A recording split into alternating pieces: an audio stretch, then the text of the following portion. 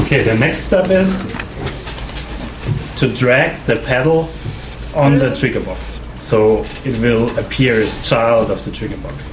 So when we now move the trigger box, we can see that the trigger box, that the pedal follows.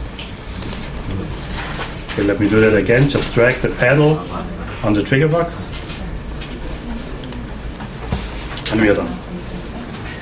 And we need to change some settings of the trigger box. So we select the trigger box and go to the properties. So trigger box properties, and here we have an option which is called observed flags. And here we pick observed entities. Remove the main camera. Okay, everybody made the setting?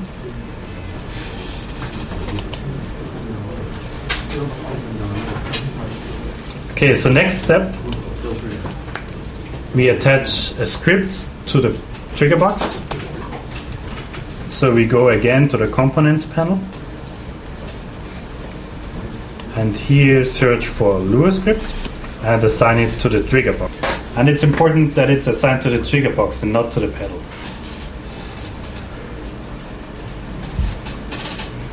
And the Lua script has a property called script file. And here we want to assign a new script, so we pick here browse file.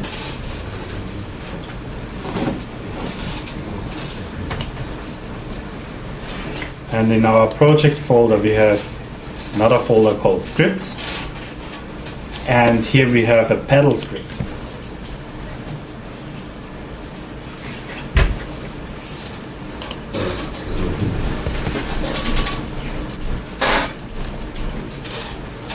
Okay, save your scene.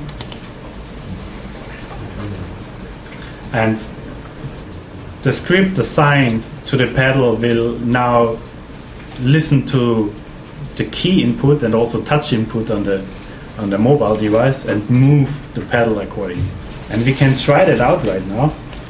And this time we are not selecting run in game. This time we select play the game, and you can use the arrow keys to control the pedal.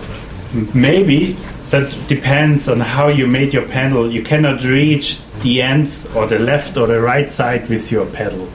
So maybe your pedal stops somewhere here or from the other side. So because everybody made the tiles at another place, so there might be some offset.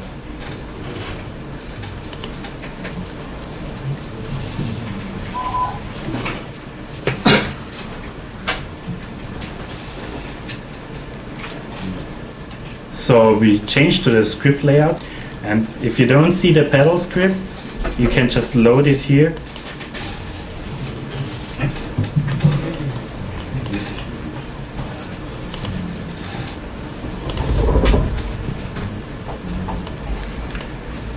And we can change the left and the right border of the pedal. So we can see the onSync function here, and two variables named left border and right border. So if your pedal behaves right, you don't have to change anything. But if it cannot reach, for instance, the right side, the right border, you should add the size of one tile. One tile is 500 units. And of course also reduce by 500 units on the other side. But maybe it's also the other way around in your scene. So it really depends on how you made the board. I think we just look through every computer and try to make sure that it reaches both sides. Okay, so let's go into the next step. We switch back to the default layout. What I would like to do is put a plane on top of our board so that the ball cannot escape. Because right now the ball could just fall out of our board. So what I do is switch to the main layer and get a top-down view. And then go to the shape creator panel. And use a custom volume. So I just drag the custom volume in, and then I can see this little window here, and it tells me press Ctrl and click with the mouse to designate the area where the custom volume should be created. And I pick the edges of my board. When I did this, I double click into the area.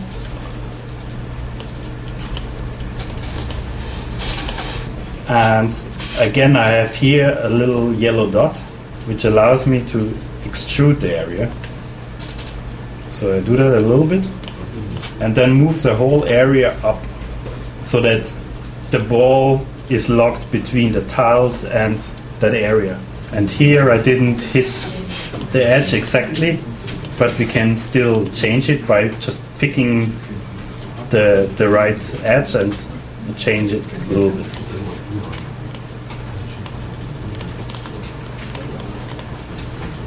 So you should make sure that all your objects are below that area.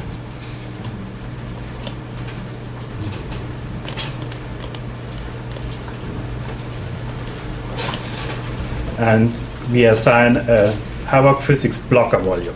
So now the ball cannot escape. So it should always stay in our board.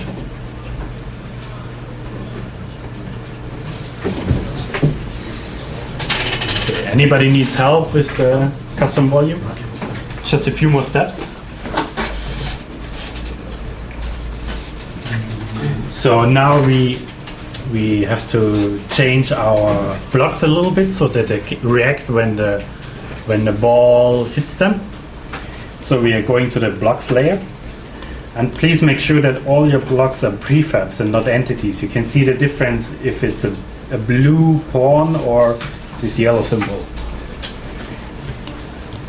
And now I can make the prefab editable so that we can change one prefab and that will affect all the other prefabs of the same type. So here I can find relevant operations and make editable. And then I can see that I see this little plus symbol here. And I can go to my entity, which is contained inside the prefab. And I want to assign also here a Havok Rigid body to the entity.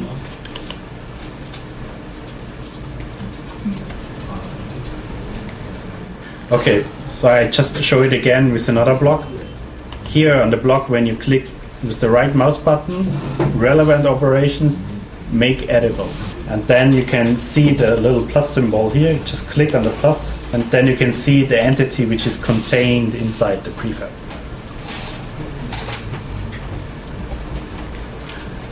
So now that we selected the entity, we assign here the Havok Rigid body. So pick the rigid body and click the blue button.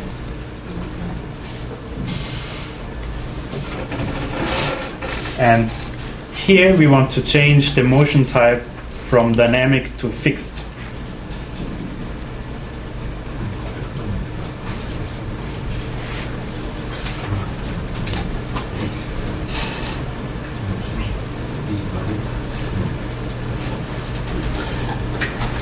And I also like to attach a Lua script.